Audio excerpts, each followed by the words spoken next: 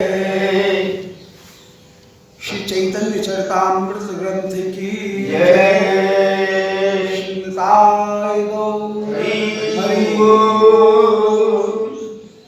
श्री गोविंद जय जय गोपाल जय जय। श्री गोविंद जय जय गोपाल जय जय। राधा रमण हरि गोविंद जय जय।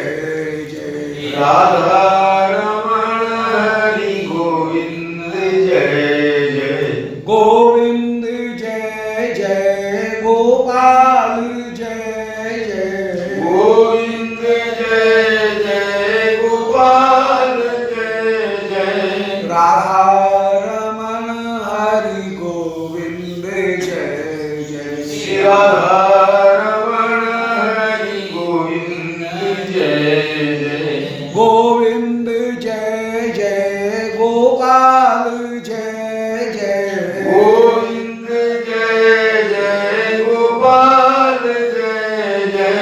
राधा रमण हरि गोविंद जय जय। श्री राधा रमण हरि गोविंद जय जय। वृंदावन बिहारी लाल की जय।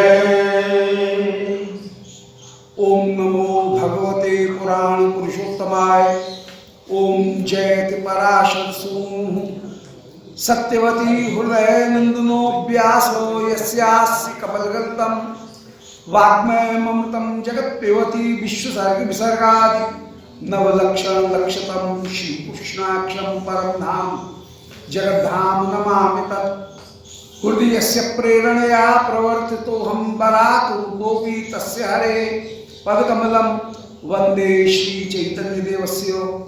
वन्देऽहं श्रीगुरो श्रीयुत्पदकमलं श्रीगुरुं वैष्णवांश्च श्रीरूपं साग्रजातं सहगण रघुनाथान्वितं तं सजीवं साद्वैतं सावधूतं परिजनसहितं श्रीकृष्ण चैतन्यदेवं श्रीराधाकृष्णपादान् सहगण ललिता श्री विशाखान्वितांश्च आजानुलंबित भुजौ कनकावदातौ संकीर्तनैकपितरौ कमलायताक्षौ विश्वम्भरौ द्विजवरौ युगधर्मपालौ वन्दे जगत्प्रियकरौ करुणावतारौ वन्दे कृष्णपदारविन्दयुगलं यस्मिन् कुरंगीतुषां वक्षोजप्रणीकृते विलसति स्निग्धोऽङ्गरागस्वतः काश्मीरं तलशोणिमोपरितने कस्तूरिकां नीलिमा श्रीखण्डं नखचन्द्रकान्तिलहरी निर्व्याजमातन्वते नारायणं नमस्कृत्य नरं चैव नरोत्तमं देवीं सरस्वतीं व्यासं ततो जयमुदीरयेत् वाञ्छाकल्पतरुभ्यश्च कृपा सिन्धुभ्यैव च पत्तानां पावनेभ्यो वैष्णवेभ्यो नमो नमः। हे श्री सनातन प्रभो करुणाम्बराशे हे रूप दुर्गत जनैक दयावलोको हे भक्तियुग्म सुमते रघुनाथ दासो श्री जीव में कुरुत मंदमते दयान्तरा। तुलसी काननम यत्र यत्र पद्मवनानि च पुराण पठनम यत्र तत्र सन्निहितो हरि। बोलो वृंदावन बिहारी लाल की जय। श्रीमद् गुरुदेव शरण।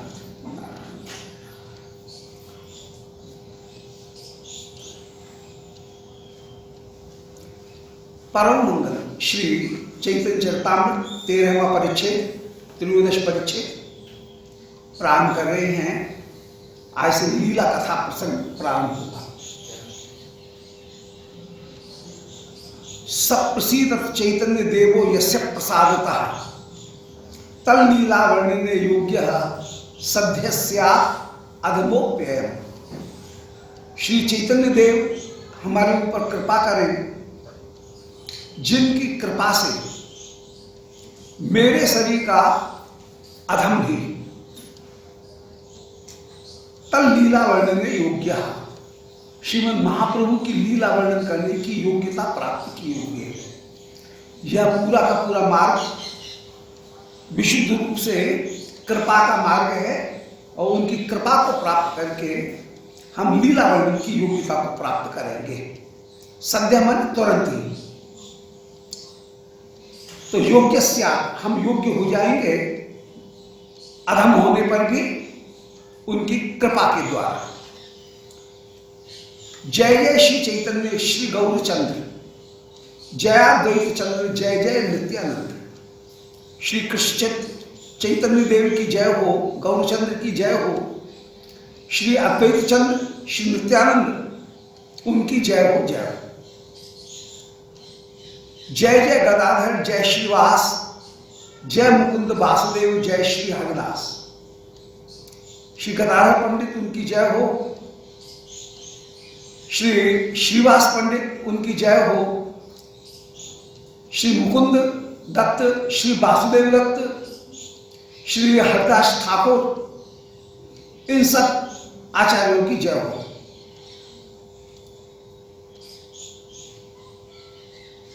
श्री मुकुंद के ऊपर भगवान ने कृपा की, वासुदेव दत्त इनके सारे हिसाब किताब को रखने के लिए शिवानंद सेन को नियुक्त किया। हरिदास नामाचार्य होकर के ही विराजमान, श्रीवास महाप्रभु के परम अंतरंग प्रकार नारद जी के स्वरूप होकर के विराजमान, श्री गदाधर श्री राधारानी के ही स्वरूप शक्ति रूप होकर के विराजमान। जय दामोदर, जय मुरारी गुप्त, श्री दामोदर स्वरूप दामोदर, श्री ललिता सखी के स्वरूप होकर के विराजमान, श्री मुरारी गुप्त हनुमान जी के स्वरूप होकर के विराजमान, श्री राम स्वरूप में। ये सब चंद्रोदय तम कई लुप्त, जैसे चंद्रमा का उदय होने वाला होता है उस समय भी थोड़ा थोड़ा सा प्रकाश होने लगता है। चंद्रोदय के पूर्व ही पूर्व दिशा में जैसे थोड़ा सा प्रकाश आने लगता है, इसी प्रकार इन समूह ने चंद्रोदय उनके पहले ही थोड़ा थोड़ा सा अंधकार, थोड़ा थोड़ा सा इन लोगों ने जो अंधकार है उस अंधकार को लुप्त किया, अर्थात उसके पहले ही भक्ति का ये सब लोग महाप्रभु के आविर्भाव के पूर्व भक्ति का थोड़ा थोड़ा प्रचार करने लगे। जय जय श्री चैतन्य चंद्र भक्त चंद्रगण, श्री चैतन्य चंद्र उनके जितने भी भक्तगण हैं वे भी चंद्र माने आनंद रूप हैं। चंद्र शब्द का अर्थ होता है आनंद, तो जो आनंद रूप है उनकी जय हो। भक्तगण भी आनंद रूप हैं। सभा प्रेम ज्योत्स्नामय ज्योत्स्नाय उज्ज्वल कई त्रिभुवन, इन सबों ने सभी ने प्रेम की चांदनी फैला करके त्रिलोकी को उज्ज्वल किया। इस प्रकार 12 परिच्छेदों में हो, क्या विस्तार, 12 परिच्छेद पूरे पूरे, इन 12 परिच्छेदों में पूरा अलग से एक ग्रंथ हो गया। 12 परिच्छेदों में हमने केवल ग्रंथ के आरंभ में मुखबंध किया है, ये भूमिका स्थापित की है,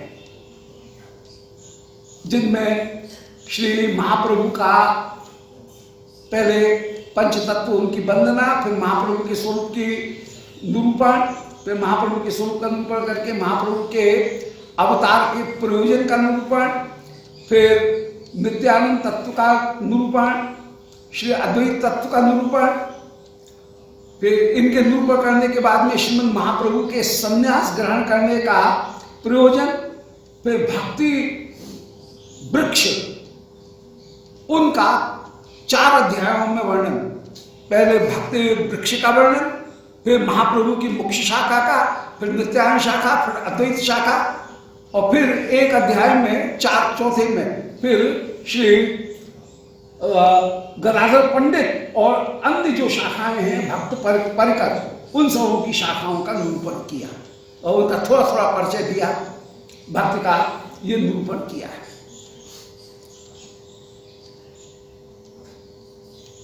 तो यही तो कहे ग्रंथारंभ में मुखबंध, ग्रंथ के प्रारंभ में एक मुखबंध मात्र कहा। अब एक कही चैतन्य लीला क्रम अनुबंध। अब श्री चैतन्य लीला के क्रम को हम प्रकट अनुबंध रूप में माने क्रमशः उसके क्रम को निरूपण करते हैं।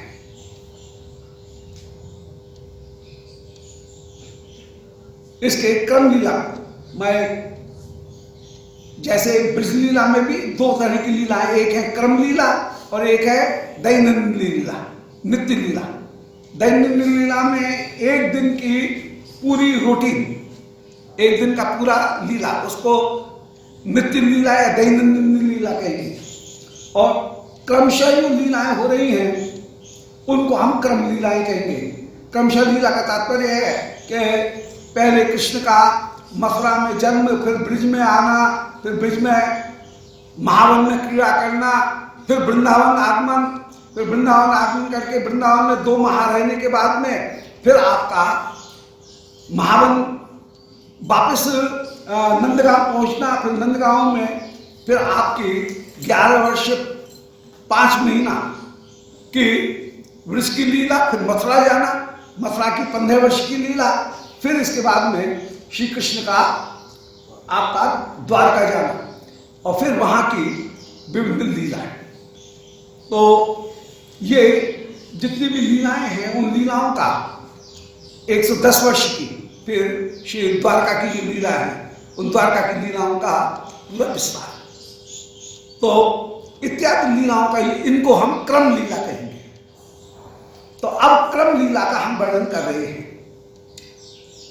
प्रथमत सूत्र रूपे करिए गण, पाछे ताहा विस्तार करियो विवरण। यद्यपि पहले सूत्र रूप में इन लीलाओं का हम उल्लेख करते हैं, केवल इनकी सूची मात्र देते हैं सूत्र रूप में, क्योंकि समय जो है वो अप्रमत्त है, इसलिए लीला का गायन एक तरह से पूरा हो जाए, इसे सूत्र रूप में उसका संकलन मात्र कर रहे हैं। फिर जैसा समय मिलता जाएगा उसके हिसाब से लीला का विस्तार करते रहेंगे। एक बार भक्तों का आनंद पूर्ति हो जाए और उनकी जिज्ञासा की शांति हो जाए, इसलिए प्रथम सूत्र रूप में इनका हम वर्णन कर रहे हैं। तो प्रथम सूत्र रूप करिए गणन, प्रथम सूत्र रूप में इनकी गणना कर रहे हैं, बाद में विस्तार पूर्वक इनका हम वर्णन करेंगे। श्री कृष्ण चैतन्य नवद्वीप अवतरी 40 वत्सर प्रकट बिहारी। श्री कृष्ण चैतन्य नवद्वीप में अवतरित हुए और 48 वर्ष तक आपने प्रकट रूप में प्रपंच गोचर होकर के विहार किया।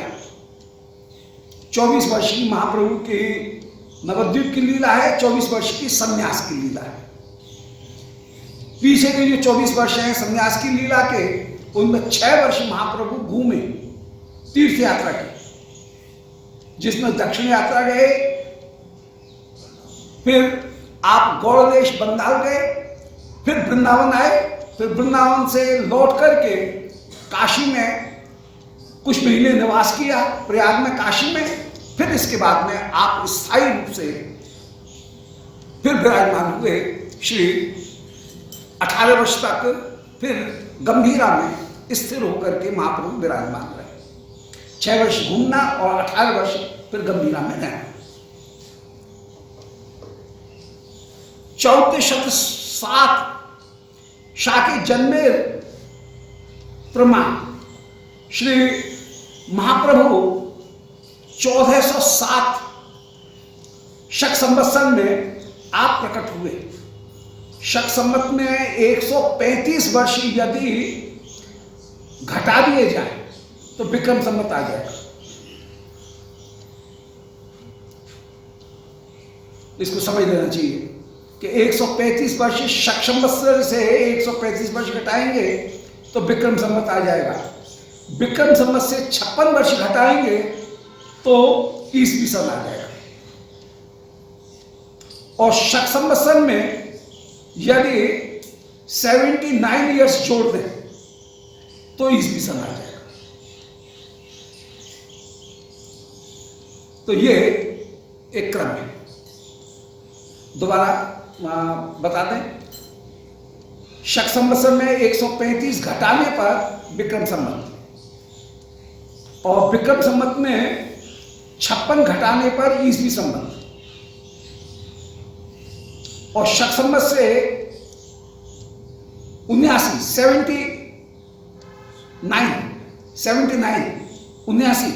वर्ष घटाने पर ईसवी सन आ जाएगा।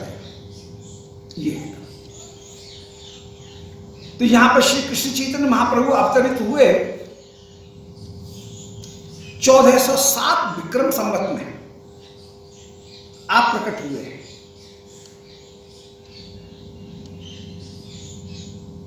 तो इसके मतलब, इसका मतलब है कि इसमें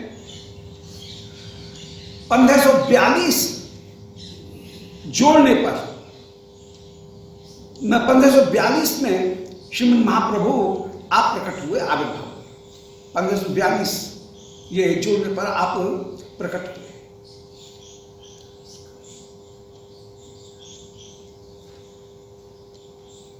एक 135 वर्ष जोड़ने पर 1542 जोड़ने पर विक्रम संवत आ जाएगा। 1542 विक्रम में महाप्रभु प्रकट हुए। 1400 शाके जन्मे प्रमाण 1495 हर अंतर्धान। और श्रीमद् महाप्रभु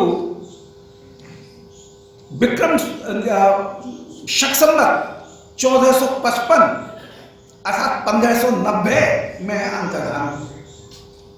1590 में श्रीमद् महाप्रभु अंतर्धान हुए। 90, 79, 89 आप जैसे कहते हैं 79, उसमें माने विक्रम संवत माने बीच में आता है कहीं दो जोड़ों के, तो 79, 80 इसको 24 वर्ष तक श्री महाप्रभु ने ग्रह में निवास किया और निरंतर कृष्ण कीर्तन इनका विलास करते हुए विराजमान रहे। 24 वर्ष की समाप्ति हो जाने पर महाप्रभु ने 24 वर्ष शेषे करिए संन्यास ग्रहण किया और 24 वर्ष तक इस तरह से नीलाचल में आप निवास किया। संन्यास ग्रहण करने के लिए के बाद में महाप्रभु नीलाचल माने जगन्नाथपुरी पहुंचे और वहां पर आपने निवास किया। तान मध्य 6 वर्ष गमनागमन, 6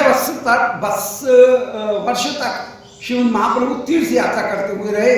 गमन आगमन, कभी तीर्थ यात्रा करने के लिए गए, फिर लौट करके जगन्नाथपुरी आ गए, फिर गौड़ देश गए, फिर लौट करके आ गए, फिर वृंदावन आए, फिर लौट करके आ गए। इस तरह से आपने 6 वर्ष तक गमनागमन किया। कभी दक्षिण में करीब 2.5 वर्ष से ऊपर महाप्रभु को लगा दक्षिण यात्रा में। फिर गौड़ देश आप गए, उसमें 1.5 महीना लगा। फिर वृंदावन आए, उसमें वृंदावन में 2 महीने वृंदावन में रहे, आने में भी कुछ समय लगा। और फिर इसके बाद में श्री महाप्रभु ने फिर आप लौट करके प्रयाग गए। 18 वर्ष रहे नीलाचले कृष्ण प्रेम नामामृते भाषाए सफले। 18 वर्ष तक फिर स्थायी रूप से श्री जगन्नाथपुरी में श्री गंभीरा में काशी मिश्र ने, उनका घर बहुत बड़ा था, बहुत बड़ा बगीचा है। जैसे माने होता है कोई बाबा जी आए, महात्मा आए, चल मारे इस कुटिया में रहो, तुम्हारे लिए है, ये सब निवास है, इसमें रहो। ऐसे महाप्रभु को श्री काशी मिश्र ने एक छोटी सी कुटिया वहां पर दे दिया, वहां गुफा में महाप्रभु रहे। अभी भी वो वे उसी तरह से विराजमान हैं। तो इस तरह से श्री महाप्रभु वहां पर 18 वर्ष तक नीलाचल में रहे। कृष्ण प्रेम नामामृत, कृष्ण प्रेम नामामृत में संपूर्ण जगत को डुबोया। गारहस्थे प्रभु लीला आदि लीला क्षाम। 24 वर्ष की जो गृहस्थी की लीला है महाप्रभु की, माने जहां घर में रहे, उस लीला का नाम है आदि लीला। मध्य लीला, अंत लीला, शेष लीला, द्वि नाम। और जो 6 वर्ष तक घूमे उस लीला का नाम है मध्य लीला, और 18 वर्ष फिर जो स्थिर रहे उसका नाम है अंत लीला। ये मध्य लीला और अंत लीला इन दोनों के नाम हैं। आदि लीला मध्य प्रभु यतिक चरित्र। आदि लीला के मध्य में श्री प्रभु ने जितने भी विभिन्न प्रकार के चरित्र किए, उन सारे चरित्रों का श्री मुरारी गुप्त उन्होंने विशेष रूप से वर्णन किया है और श्रीमद् महाप्रभु के लीला चरित्रों का कई कई लोगों ने वर्णन किया। श्री वृंदावन दास जी ने चैतन्य भागवत लिखी, श्री लोचन दास उनने चैतन्य मंगल नाम करके ग्रंथ लिखा, श्री जयानंद इनका भी चैतन्य मंगल नाम करके एक ग्रंथ है, श्री ईशान नागर इनका श्री अद्वैत प्रकाश ग्रंथ है, और श्री मुरारी गुप्त उनका कड़चा बड़ा प्रसिद्ध है, उसमें विशेष रूप से आदि लीला उनका विशेष वर्णन किया गया है। इसी तरह से श्री स्वरूप दामोदर ने भी डायरी लिखी, उस डायरी में कुछ चरित्रों का वर्णन है, वो स्वरूप गोस्वामी के कड़चा कहलाते हैं। इसी तरह से श्री रूप गोस्वामी जी ने महाप्रभु की वंदना में कुछ घटनाओं का वर्णन किया है कि रथ यात्रा के आगे कैसे वे नृत्य करते हैं, उन लीलाओं का वर्णन किया, उन आधार को भी कहीं ग्रहण किया गया। तो इस प्रकार श्री महाप्रभु के सामने ही अनेक अनेक जो चरित्र हैं, वो अनेक अनेक चरित्र महाप्रभु के बाद में और समय समकालीन लोगों ने अनेक अनेक चरित्र उनका निरूपण किया है। ये सारे चरित्र विराजमान है। तो इन लीलाओं का वर्णन किया गया है। मुरारी गुप्त ने सूत्र रूप में मुरारी गुप्त कौलीला ग्रथिन, कड़चा रूप में सूत्र रूप में मुरारी गुप्त ने आदि लीला की विभिन्न बाल्य लीलाओं का और महाप्रभु की युवक लीला का मुरारी गुप्त ने कथन किया है। प्रभुर ये शेष लीला स्वरूप दामोदर सूत्र कौरी गाथने ग्रंथेर भीतर, श्री प्रभु की शेष लीला इनको श्री स्वरूप दामोदर ने ग्रंथ रूप में माने अपने कड़चा में स्वरूप दामोदर ने अंत लीला का बहुत कुछ वर्णन किया और उनका उन्होंने उल्लेख किया है। इन सबको आधार करके अब कितना एक्नॉलेजमेंट है, ये कितनी विनम्रता है कि हमने कहाँ से किन रिसोर्सेज से ये ग्रंथ लिखे, वो ये निरूपण कर रहे हैं कि श्री स्वरूप दामोदर उन्होंने अंत लीला के बहुत सारे सूत्र दिए हैं।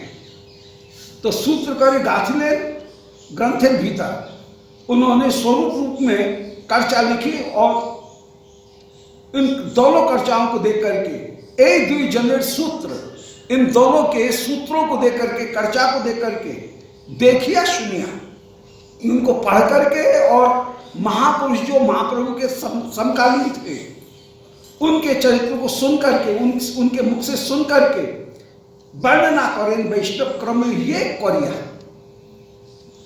वैष्णवों ने जो क्रम बताया था, जिस क्रम से कहा, उस क्रम के अनुसार हम उनका वर्णन कर रहे हैं।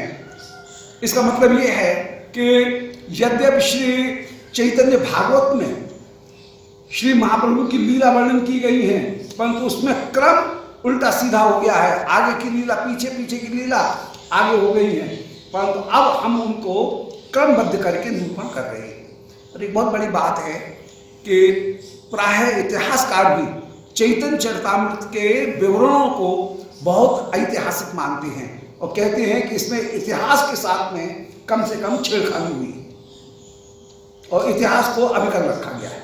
इसलिए ऐतिहासिक दृष्टि से भी एक बड़ा प्रामाणिक ग्रंथ है। इतिहास के क्रम में भी माने भारतीय इतिहास का दो प्रकार से लेखन हुआ। एक था पौराणिक लेखन और दूसरा बाद में जो हुआ वो कहीं समाजवादी कम्युनिस्ट जो समाजवादी थे, उन समाजवादी लेखकों के द्वारा, आधुनिक लेखकों के द्वारा इतिहास का संकलन हुआ। उन्होंने पुरानी जो पद्धति थी उनको बिगाड़ करके, जो दृष्टि थी वो दृष्टि बिगाड़ करके जो जो इतिहास पढ़ाया जाता है स्कूल कॉलेज में, वो सब जो समाजवादी जो लेखक हैं उन लेखकों के द्वारा लिखा गया वो इतिहास है और उसमें कहीं दृष्टि को बदल करके पुरानी दृष्टि का खंडन करते हुए कहीं अपनी सांप्रदायिक जो दृष्टि, और उसमें अंग्रेजों ने या बाद में जो यूरोपियन जो इतिहासकार थे उन्होंने जो लिखवाया, उसमें अपनी दृष्टि को कहीं प्रस्तुत करने का प्रयास ज़्यादा हुआ। और ऐसी स्थिति में कहीं जो यथार्थ था उस यथार्थ को कहीं बदला गया, और जो महिमा मंडित नहीं होने वाले थे उन लोगों को तो महिमा मंडित किया गया और उनको ग्रेट करके बताया गया, अलेक्जेंडर द ग्रेट और अकबर द ग्रेट करके उनको निरूपण किया गया, और जो महिमाशाली थे उनकी महिमा को कहीं कम करके दिखाया गया, और धार्मिक जो संस्कृति की दृष्टि रही उस धार्मिक सांस्कृतिक दृष्टि को कहीं छिपा करके और उसका अवमूल्यन करके दिखाने का प्रयत्न किया गया। जो दार्शनिक संपदा थी, सांप्रदायिक संपदा थी, दार्शनिक और सांस्कृतिक जो संपदा थी, उस सांस्कृतिक संपदा को या हमारे यहाँ की जो सांस्कृतिक संपदा थी उसको कहीं नीचे दिखाने का प्रयत्न किया गया, और जो आक्रामक थे उनको महिमा मंडित करके दिखाने का प्रयत्न किया गया। तो ये बहुत बड़ा अंतर है।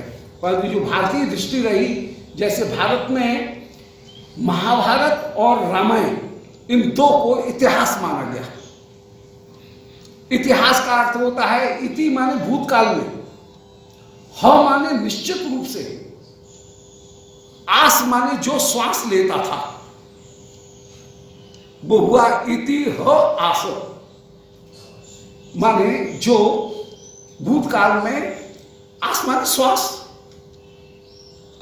जो उपस्थित हुआ वो इतिहास। और वो दृष्टि, भारतीय दृष्टि, कहीं महाभारत और रामायण इन दो को इतिहास ग्रंथ करके निरूपण किया गया।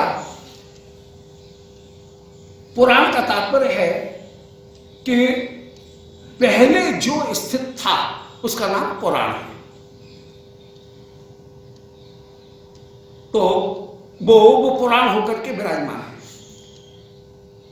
या जिसका पहले वर्णन किया गया वो पुराण होकर के विराजमान है। इतिहास उसे कहेंगे जिसके मॉन्यूमेंटल कहीं प्रमाण उपलब्ध हैं या लिखित प्रमाण जिसके उपलब्ध हैं, कहीं शिलालेखों के रूप में, ग्रंथों के उल्लेख में, कहीं वसीयतों के उल्लेख के रूप में जिनके प्रमाण उपस्थित हैं उनको हम इतिहास कहेंगे। जिनके प्रमाण प्राप्त नहीं हैं तो सही, परंतु लिखित जिनके स्थूल प्रमाण प्राप्त नहीं हैं उनको हम आख्यायिका या पुराण कहेंगे। जो कथा कल्पना में की गई है उसका नाम कथा है। प्रबंध कल्पना कथा, कथा की परिभाषा दी प्रबंध कल्पना। जो पुराना विद्यमान था पुरावर्तते वो पुराण है, और इति ह आसो भूतकाल में जो निश्चित रूप से विराजमान था और जिसके प्रमाण भी प्राप्त हैं उसका नाम हुआ इतिहास। इस प्रकार ये इतिहास की एक दिव्यता रही, और उस इतिहास को बदलने का और उसमें जो महिमा मंडित नहीं होने वाले थे उनको महिमा मंडित करना, और जो महिमा योग्य था उसकी महिमा को कहीं नीचे दिखाना, यह कहीं साम्यवादी इतिहासकारों का यह एक प्रयास रहा। और उन्होंने उस इतिहास को प्रस्तुत करके कहीं जो पुरानी यथार्थ की जो परंपरा थी उस यथार्थ की वस्तुओं को कहीं छेड़खानी भी की, उसको बदलने का प्रयास किया। और शासकों ने शासितों की मनोवृत्ति को, उनमें हीनता की भावना को उत्पन्न करने का इतिहास के माध्यम से एक प्रयास किया, क्योंकि शासक का ये सर्वदा स्वभाव होता है कि वह अपनी महिमा को कहीं स्थापित करने का प्रयास करता है, जिससे कि शासित अपने आप को हीन समझे और हीन समझ करके वह शासक के आदेश को स्वीकार करता है। ये उसके भीतर सहज मनोविज्ञान रहा। तो श्री कविराज गोस्वामी निरूपण कर रहे हैं कि इन सब सूत्रों को देख करके हमने क्रम पूर्वक उस इतिहास को वर्णन किया और पहले चैतन्य चरित्र प्राप्त था परंतु वो क्रांत विक्रांत खंडित था, उसको हमने दोबारा क्रमबद्ध करने का प्रयास किया। बाल्य पौगण्य कैशोर यौवन 4 भेद, अतएव आदिकंडे लीला 4 भेद। बाल्य पौगण्य कैशोर और यौवन ये 4 भेद हैं। आदिखंड में इसी लीला के 4 भेदों का निरूपण किया गया, शास्त्रों में निरूपण किया गया। पंचमाब्दम कौमार, 5 वर्ष तक की जो अवस्था है वो कुमार अवस्था कहलाती है। पौगण्यम दशमावधि, 10 वर्ष तक की जो अवस्था है वो पौगण्य कहलाती है। और कैशोरम षोडशावधि, 16 वर्ष तक की जो अवस्था है वो कैशोर कहलाती है। इसके बाद की जो अवस्था है वह यौवन कहलाती है। भगवत स्वरूप में यही 4 अवस्थाएं हैं, बाल्य पौगण्य कैशोर यौवन, ये 4 अवस्थाएं ही प्राप्त हैं। वहां पर प्रौढ़ता और वार्धक्य ये अवस्थाएं नहीं, प्रौढ़ वार्धक्य ये अवस्थाएं वहां पर नहीं। अतएव आदि लीला के 4 भेद यहां निरूपण किए गए। अब सबसे पहले श्री महाप्रभु के जन्म की लीला का वर्णन करते हैं। श्री निताय चाँद की जय, निमाय चाँद की जय, श्री चैतन्य महाप्रभु की जय, निमाई भगवान की जय, उनके जन्म महोत्सव की जय। तो सबसे पहले वर्णना कर रहे हैं श्री महाप्रभु के जन्म की लीला का कि सर्व सद्गुण पूर्णांताम वंदे फाल्गुन पूर्णिमा यस्याम श्री कृष्ण चैतन्यो अवतीर्ण कृष्ण नाम भी। सर्व सद्गुण पूर्णा, संपूर्ण सद्गुणों से पूर्ण, वंदे फाल्गुन पूर्णिमा, फाल्गुन पूर्णिमा उनकी हम वंदना कर रहे हैं। फाल्गुन पूर्णिमा की हम वंदना करें।